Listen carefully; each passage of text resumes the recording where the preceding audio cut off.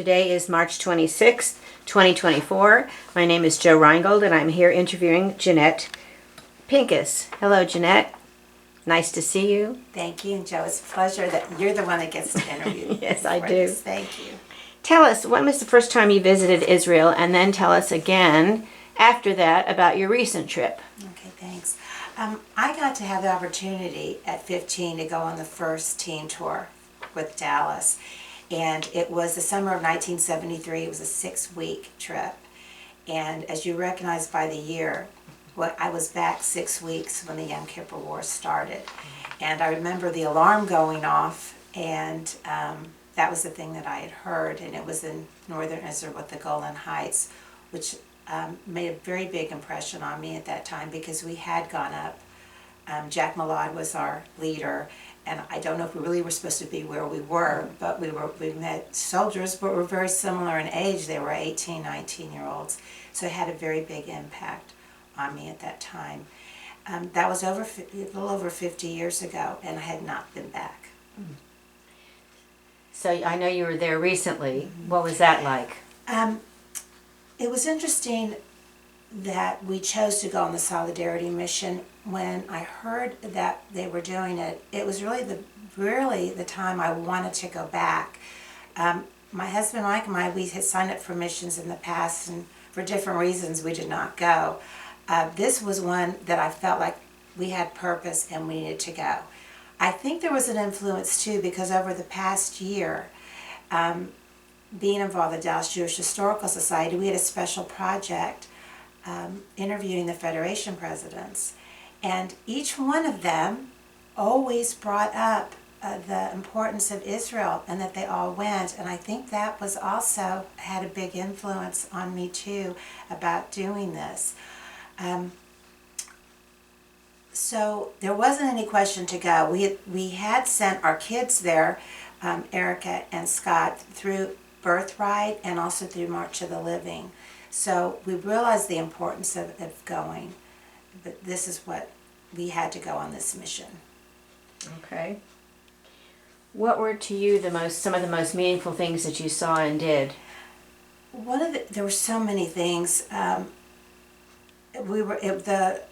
mission was only 4 days long and very impactful with each one. What really got me, as I mentioned about the soldiers, is that we visited a group that were all reservists, and they came like a day or two right after the terrible massacre had happened, and they hadn't had any other visitors. We were the first ones to come, and that was really something for us.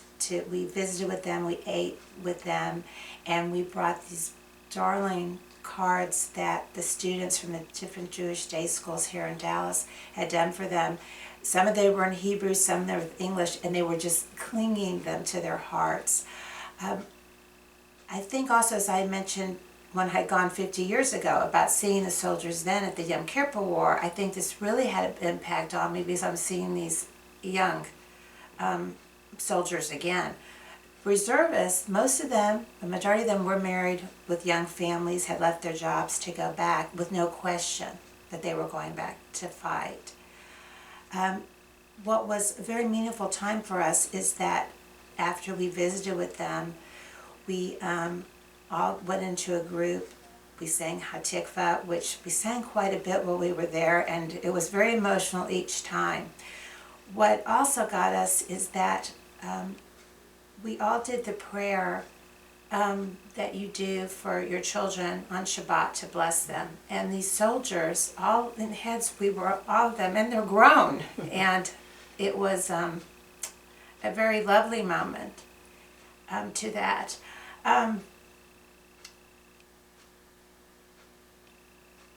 There was a lot of embracing, I would say, a lot of hugging at that time too.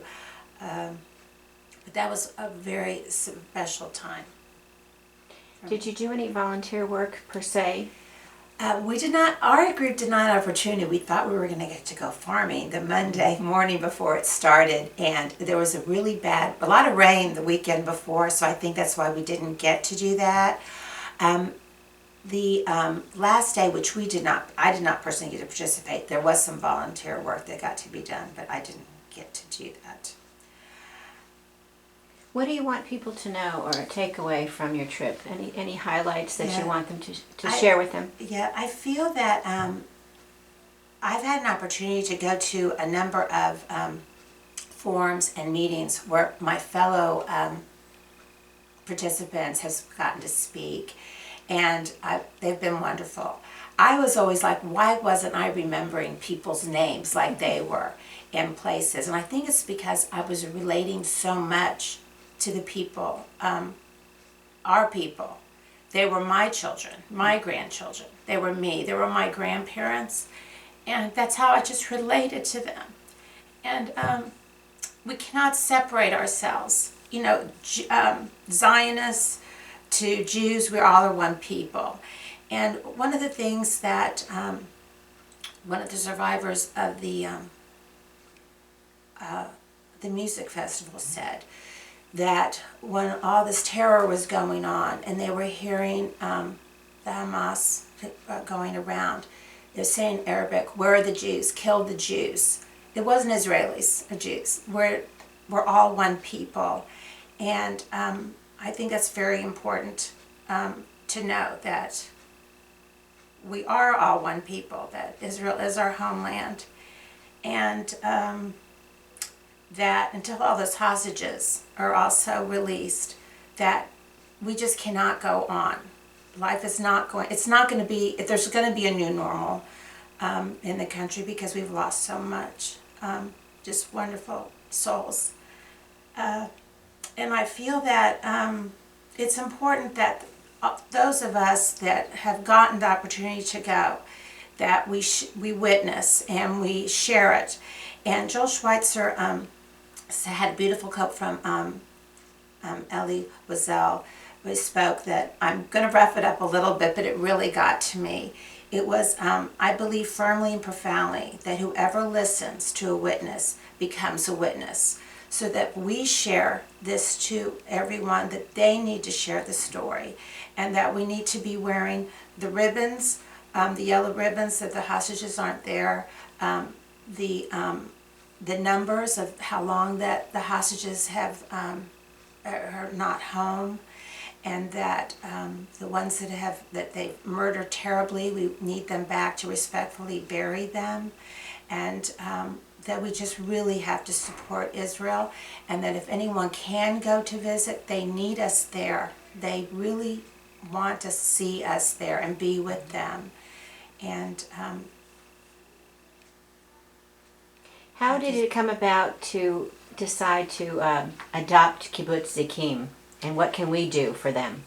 I feel that the Federation chose, we were one of the first communities, now there's 20 plus, that needs to get them back in play. The families have left the area. Many of the people are still employed there and that they're working, but they're dispersed or staying in hotels and other kibbutzes.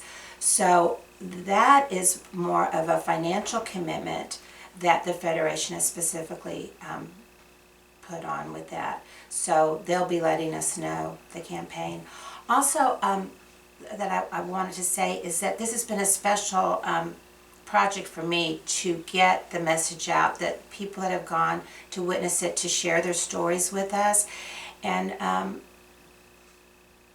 I felt that the 48 people that came with me on the mission, I didn't really know them. Some of them leaders in the community, others, they're just leaders. They've just taken on a passion to share their story. And there's been other individuals in our community that have that are going out there and volunteering, like you were saying, did I get to do any extra volunteer work? People are going farming.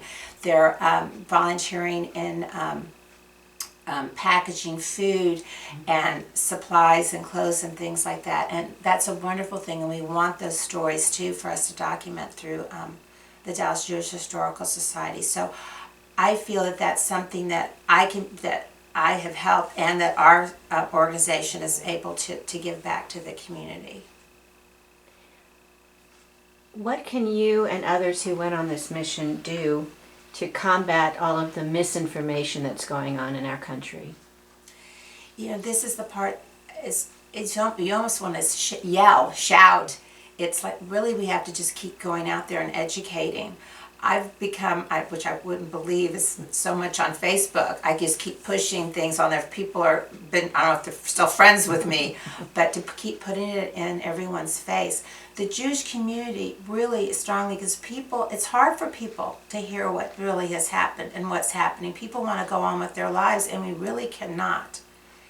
We really need to get these hostages back, and we need to keep pushing for it through our government and just pressure, I guess, of our government officials, and to just let people know what we need to just keep being there for ourselves and not for our people. Do you have any other good takeaways that you want to share with everybody? I think I might have covered everything. I just feel it was an experience I will not forget, and I appreciate everyone that I got to meet on our trip, and the wonderful people in Israel that I got to be with, and for them to share their stories with us too, because from the hospitals, the medical care, it's just the families and everyone there. It is a wonderful country. We're part of a wonderful people. I know you were there a little bit longer than the mission itself. What else did you get to do while you were there? Well, we had opportunity to come for Shabbos before, and we got to be with many of the very observant ones that stay and did Shabbos a lot at the hotel that we were staying at. A lot of singing and dancing and wonderful food and seeing all the large families, and it was truly wonderful to see such exuberance, and also the people that were there were coming. They just not were from Israel. They were coming from England and Canada. We were meeting people from all sorts of different countries that were coming to visit. Were some of them just coming on their own to volunteer, or were they also with groups? The ones that we saw for Shabbos, they were actually coming because they were coming to go to be in Jerusalem to be part of Shabbat, to be there. I don't think and I also imagine they've got family there too. That was there. Where did you stay? What hotel? The hotel we got to stay at was the Waldorf Astoria, which is a beautiful hotel, kosher, with the Shabbos elevators, and things like that. Wonderful. Yeah. Anything else that you can add? No. That you can tell us? No, but feel really good about the opportunity to come with the group that we had here. Our clergy that came with us were fabulous and needed, and we had wonderful leadership of Carly Glickman and Rabbi Mordecai Harris and Igor Alterman and Dot Heyman, who's our president. And as I said, there was other people from a lot of leadership from the other organizations too that were on it, and it was just wonderful to have them with us. Very good. Well, thank you so much for sharing. Thank you.